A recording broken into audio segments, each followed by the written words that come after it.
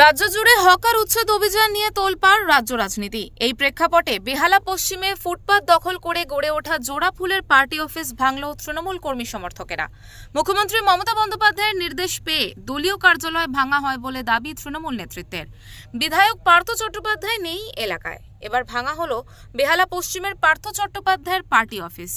Jail যাওয়ার আগে এই অফিসেই এসে বসতেন পার্থ, শুনতেন সাধারণ মানুষের অভাব অভিযোগ। তৃণমূল কর্মীর দাবি, ফুটপাত দখল করে থাকা পার্টি অফিস আমরা ভেঙে দিলাম। এই এলাকায় বিজেপিরও একটি দলীয় কার্যালয় রয়েছে ফুটপাতের ওপর, আশা করি সেটা সরিয়ে নেওয়ার উদ্যোগ নেবে বিজেপি নেতৃত্ব।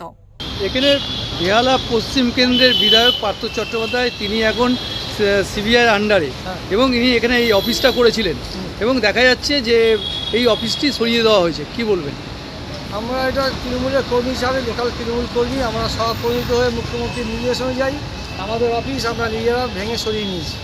এবং আপনাদের কাছে, প্রশাসনের কাছে নিশ্চয়ই যাবে যে বেহালা এই অঞ্চলে বিজেপির একটা অফিস মেইন রোডে ফুটপাতের ওপর আছে, আদর্শ চেম্বারের সামনে, অশোক সেনের উল্টো দিকে। আমাদের অনুরোধ, ওই অফিসটা যাতে ভেঙে জনগণের সুবিধা করে দেওয়া হয়। রাস্তায় আছে, আমরা নিজেরা এটা ভেঙে তুলে নিয়েছি। কবে তুলি? কাল বিকেল 5টার সময় আমরা ভেঙে নিজেরাই পরিষ্কার করে নিয়েছি। আপনার নাম? আমার নাম তপন হাজরা। কলকাতা থেকে শেখ এরশাদের রিপোর্ট, ওঙ্কার বাংলা।